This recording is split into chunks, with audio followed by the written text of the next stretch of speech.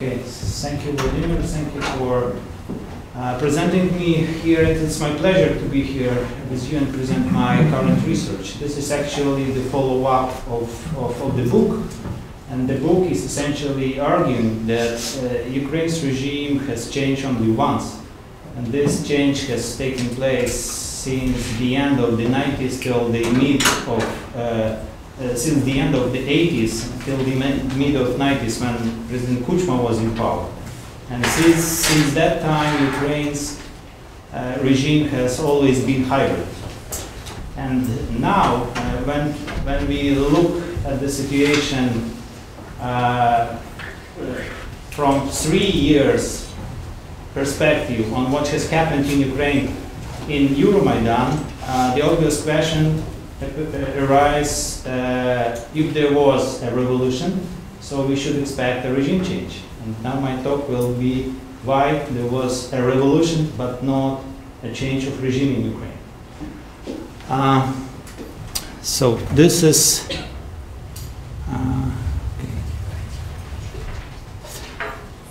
the questions that I'm focusing on. The broader theoretical question is why revolutions causes a change of regime in some polities, but not in others. And the more narrow empirical questions is about whether the regime has changed. Actually, I just argued that I think it is not the case.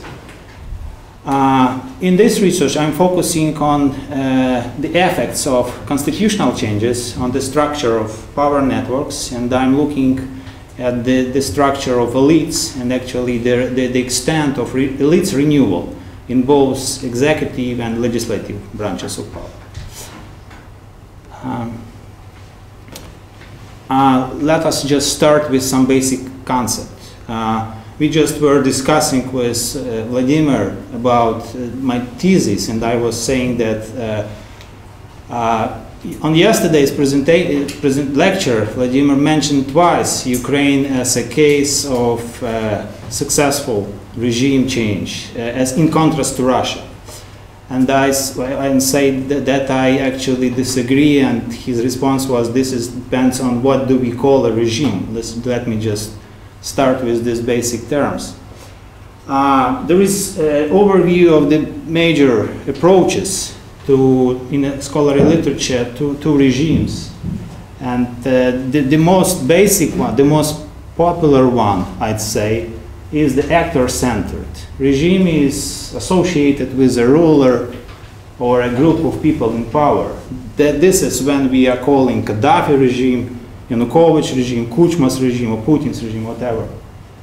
And this is very narrow definition of regime, because it looks only on the players, on those who are in power.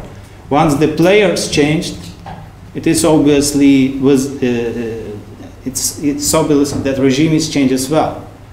Now we have a very broad definition, alternative definition or perspective on regime, which is in the Weberian tradition. This is a pattern of political or social order.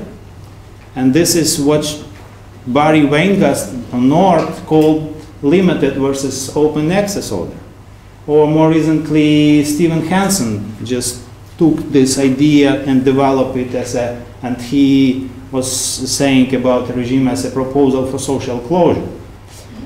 Variation of that tradition is patrimonial / neo-patrimonial interpretations of regime. That's why we have a huge number of scholars who are using that perspective, saying that Ukraine is a resemble of neo-patrimonial state. But the problem here is that Weber was looking not on a pattern of power, but the governance, how the state was organized.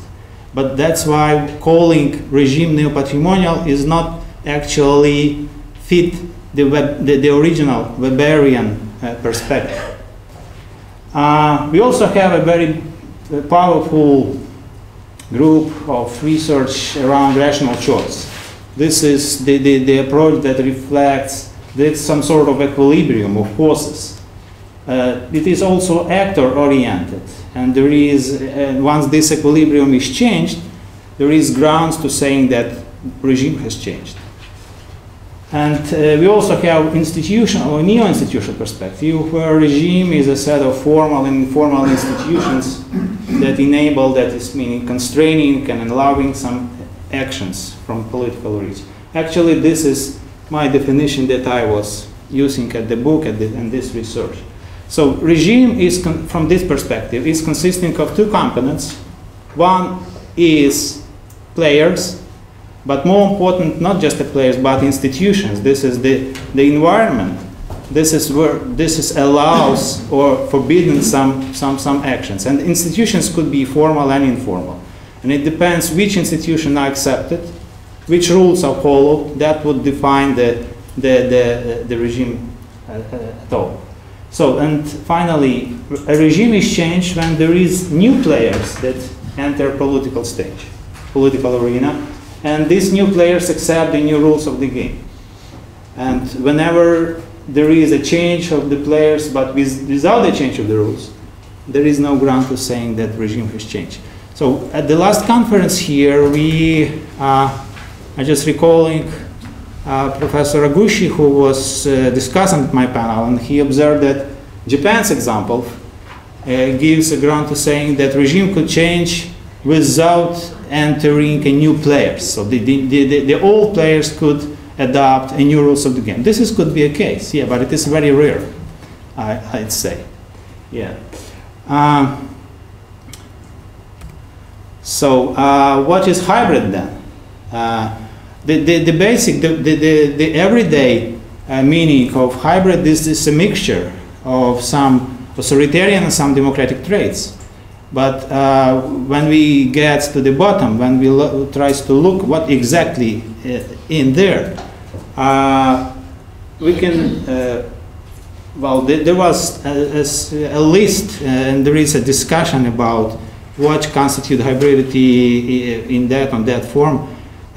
My understanding of hybridity is the specific combinations of rules, not just some pattern of exercising power, but rules that is followed. And these rules are divided again between formal and informal. So a new dimension of hybridity that I was trying to develop in this research was focusing on the specific combination formal and informal rules and the players. And that's why there is three components of hybrid regime. This is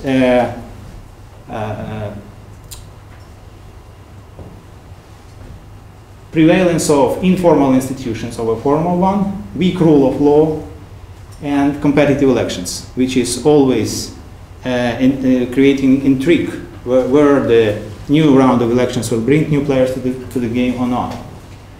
And hybridization is a term that I was using in this paper and the book as well.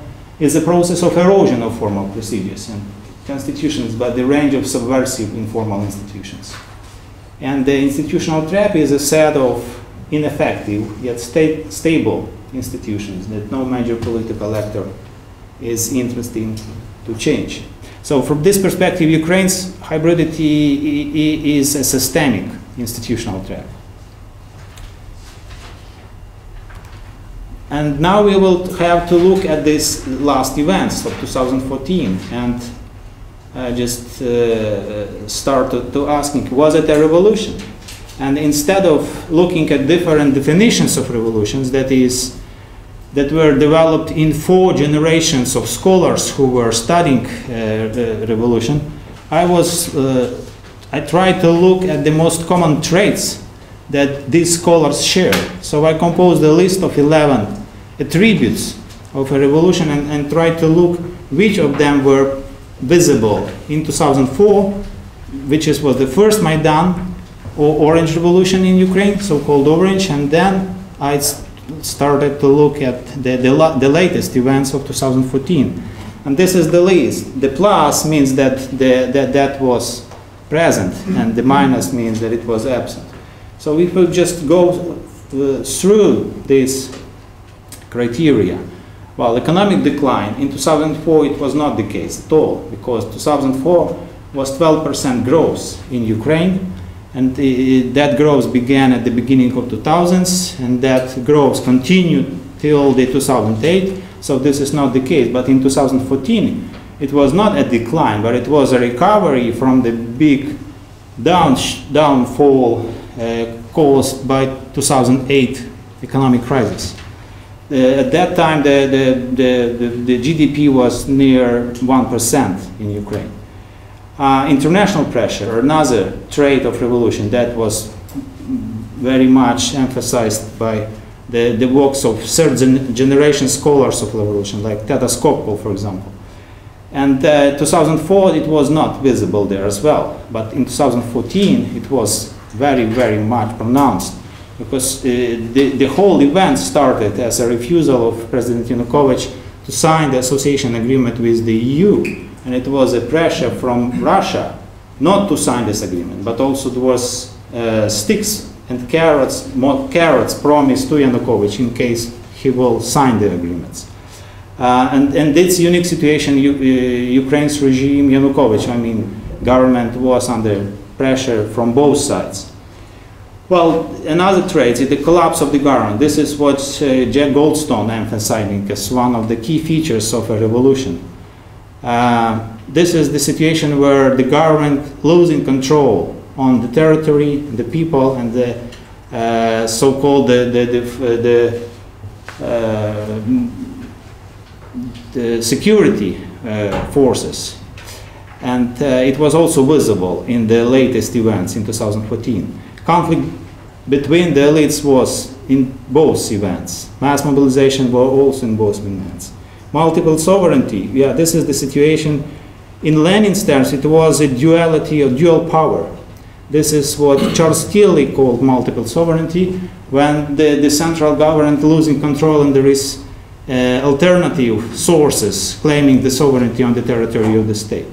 So it was the outcome of the mass mobilization in the center Ukraine provoked the eastern part of Ukraine with the intervention from Russian side to proclaim their so-called republics. So charismatic leadership was not visible in 2014. The last Maidan was not led by the elites, though there was three representatives of the opposition, so-called the Trident team, right? But the people remember in Maidan that the last enchantment of Yushchenko turned to be a very much disappointment. So they were trying to distance themselves from those political leaders who were in constant talks with Yanukovych and the European mediators who were trying to resolve the crisis with a compromise. Violence. There was no violence at all in 2004 and massive violence in 2014. And now we have an outcome. Was it a change of regime? We have a visible turn of leadership, which is after Yanukovych just escaped from Ukraine. We had a power vacuum that was filled in parliament. There was reshuffling of factions in parliament, creations of new majority, and this majority just appointed Turchinov as interim president and Yatsenyuk as interim prime minister, and then elections were held in May 2014. So we have a visible change of personnel, people, but the practices, this is my major point, remain the same. And it's very hard how to call these events. It falls closest to what Goldstone is calling the central collapse. This is the type of a revolution that he was also referring to.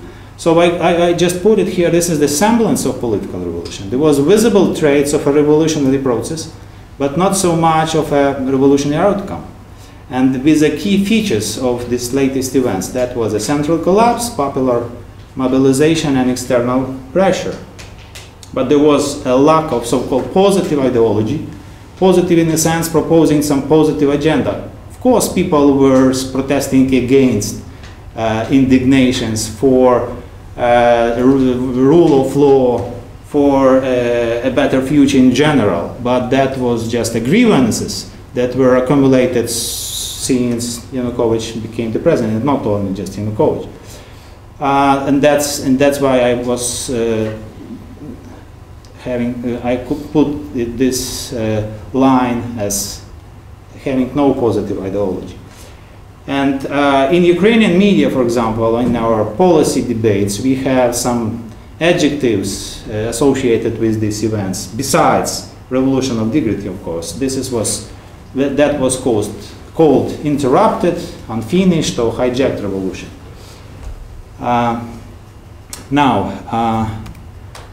The main argument here, regime survived the revolution. Regime meaning not the people, but the institutional structure remained actually the same. And from my vision, two factors contributed to the survival of hybrid regime. This is the lack of genuine elite renewal and dominance of informal rules over formal procedures. Let us just briefly go through the changes that we can observe in Ukraine since 14th revolutions. And the major change happened in a formal institutional structure. Ukraine returned from the presidential parliamentary model to premier presidential model of government. And in fact, this shift in a form of government have a major ramifications for the power networks in Ukraine. In terms of Henry Hale, this is a political scientist from George Washington University, many to you is known. He has developed a concept of patronal presidentialism, and he is describing the situation in Eurasia as a cycle of changes between the single and competing pyramid structures. So actually the change of in the formal constitutional arrangements make Ukraine to turning from single pyramid, which is correspond to Yanukovych time in governance, to competing pyramid system, emerging or returning to competing pyramid system. That was in times of Viktor Yushchenko presidency. There was also the process of power renewal that was accompanied by the elections, beginning with presidential, then parliamentary, and then local elections. And the parliament itself renewed quantitatively by 56%, which is more than 50%. But later I will talk more about these figures.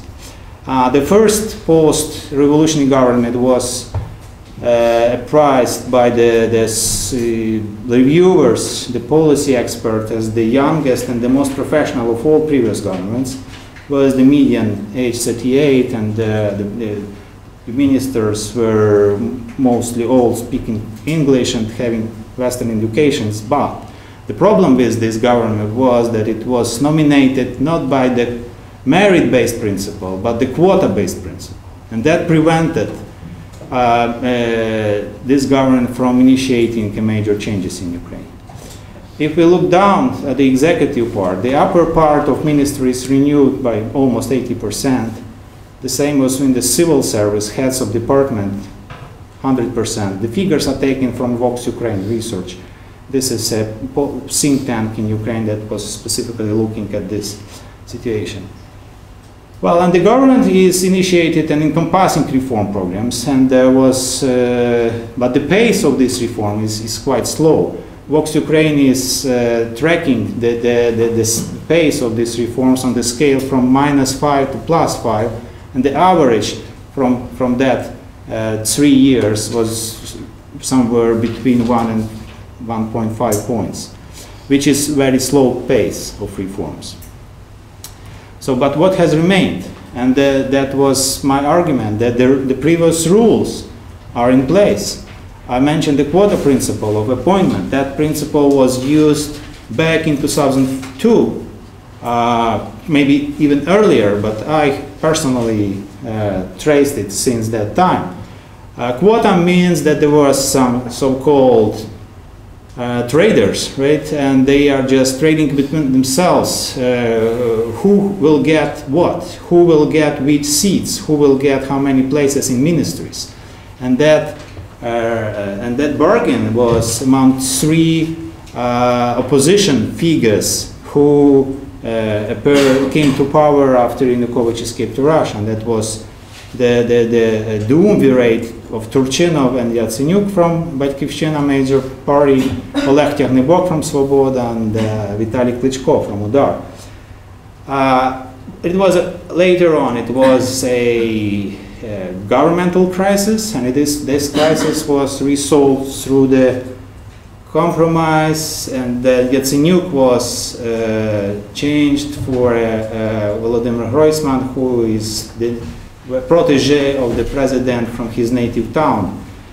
And what is interesting, in the second Yatsenyuk government, there was also a Maidan quota, so-called Maidan quota, filled with the prominent Maidan figures, public intellectuals and journalists, those people who have no detachments from the previous rule, but that Maidan quota was virtually eliminated by the new traders.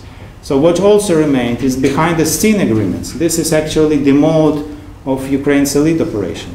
One of the unfamous agreement was revealed by the journalist, one of them, Sergei Leshchenko, in his comments on Ukrainian website, Ukrainska Pravda, wrote that in times of Maidan, there was two secretive meetings between Poroshenko, Vitaly Klitschko, who was his partner, and who was a figure at that time considered to be a new president, and it was they were hosted by Ukrainian oligarch Dmitro Firtash, who were in Vienna, and at that time this meeting was also the head of Yanukovych administration, Sergei Levachkin, and actually at that meeting they agreed that Klitschko will grant his support for Poroshenko for running for presidency, and actually granted whole his party structure for Poroshenko to build its support. And later on, Firtash actually in the court hearing in Vienna admitted that we get what we wanted. Poroshenko became a president and Klitschko became a mayor of Kiev. And that was just one episode of this behind-the-scene agreements. The latest one, which I'm recalling from media, was in Zurich between another Ukrainian oligarch, Kolomoisky, and now a dissident politician, Saakashvili, who was invited by Poroshenko to Ukraine. And then it was a bitter conflict between them. And at that meeting, they probably, this is a journalist is saying, agreed that Kolomoisky would back Saakashvili for his return to Ukraine. And that happened just that autumn. Well, it was also another trait of this informal politics which is going on, the secrecy. That was the advent of strategic septa. That was the major players in Ukrainian politics that were informal, that were organized in informal groups. Now it grew to 8%, maybe more or less, but this is some called inner cabinet that meets regularly or on demand, and the major decision were taken. But this decision is not public. This is actually how Ukrainian situation differs from example from Trump administration, who is also having his inner cabinet, but journalists basically knows what is going on there. Clientelism was also in place, and one of these examples of clientelism is the coming of so-called Vinnytsia clan to the capital. Vinnytsia is a native region of our current president, Poroshenko, and when he became a president, the whole bunch of people were appointed to different positions. Of course, the corruption and oligarchs remained in place. And now let me turn to the pattern of elite circulation in Ukraine. I was mentioning that there was no genuine elite renewal since the last parliamentary and parliamentary elections. Well, in regular electoral cycles, Ukraine's elite circulation resembled what John Higley called a reproduction. This was positionally narrow and socially shallow change of the players. In the moment of crisis, it was a quasi-replacement. Actually the same, but more abrupt and drastic. Now let us look at these figures, 56%. This is 236 deputies that are new faces in the last convocations of parliament. But when we started to look at those people there, we were able to find only 6 to 7 dozens of deputies who could be called the true reformers, who are voting for reform systematically and who are not supporting the lobbyist, so-called lobbyist draft laws. So this is not enough. 6, 7 dozen deputies, not enough. This is less than 50% in parliament. So that explains why the reforms were so lagging behind, why the legislational activities were so slow in the parliament. And just recently, a couple of days ago, there was research by Vox Ukraine. They were tracking how much each of these parliamentarians are supporting reforms, and they were also, it is visible on their website. It is very useful to look at that. And and the elite structure actually remained the same. It was a fragmented elite structure, meaning it was no shared rules of the game. There was no consensus about what we are doing. Well, another one, we can say that those who are in power are pursuing just rents for they preserving their positions for retaining control of the rent generating industries or enterprises, and that's probably one thing that unites the players in Ukraine. So and this chart is a broader one, taken from the British policy think tank. They were looking on a regime change, and they were suggested that just a list by which one can identify whether it was a change of regime in one place or not. And I was just trying to look at this as well, and the red line there, the overall assessment is that the replacement of one elite group with the other one did not result in developing new rules of the game. And the old institutional core of the hybrid regime actually survived the 14th revolution. And this is the conclusions. Well, this is what I started my talk. Regime survived the revolution, and this is a very, very interesting case to explain how these informal rules replicate themselves each time the people changes are potentially interesting topic, and which is one that I'm trying to look at. Another thing that a broad Maidan movement failed to form a party capable to gain majority in parliament, and this is the task for the civil society in Ukraine. And this seems to be acknowledged by most of the younger generation politicians, but it will be seen if they will be able to form a unity and to go to the next elections and to enter the parliament.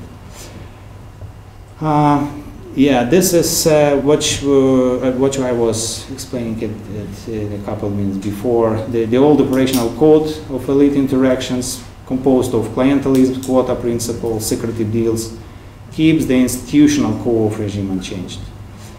And there is also a lack of stable oligarchic consensus. The strategic septet is not just an elite pact, similar to what we had in Eastern Europe, Spain, for example, because these sort of agreements are not for the public interest and not just for keeping their position in power and extracting friends. And the final points here is, where is Ukraine going now? whether it is moving in the democratic directions or it is backsliding to authoritarianism or going somewhere else. And my point here, it is better to look at this, the interplay of these informal institutions and new players, but it seems that it is still hybridization. This is the subversive, we can observe the subversive influence of informal institutions on formal ones, which is negatively affects the quality of governance and the capacity of the states in general. And yeah, this is actually it. And there was one last point. Maybe I will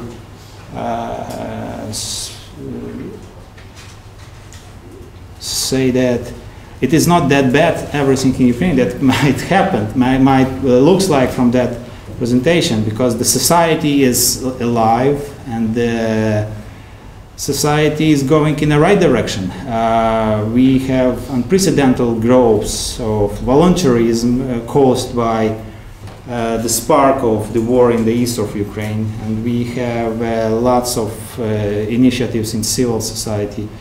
So by and large, the movement, it's Ukraine brewing, but where this brewing, whether it will bring us to a new rounds of violent clashes or to reforms, depends on players as well and the external players.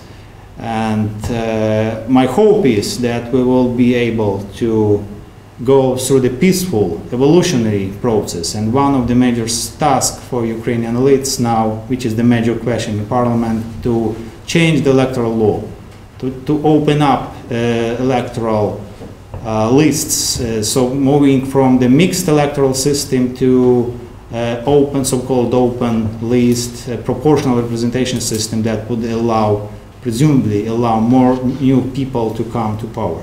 And if that path will be taken, this is my hope that Ukraine will go in evolutionary and peaceful directions and will finally transform itself into a more democratic, sustainable country.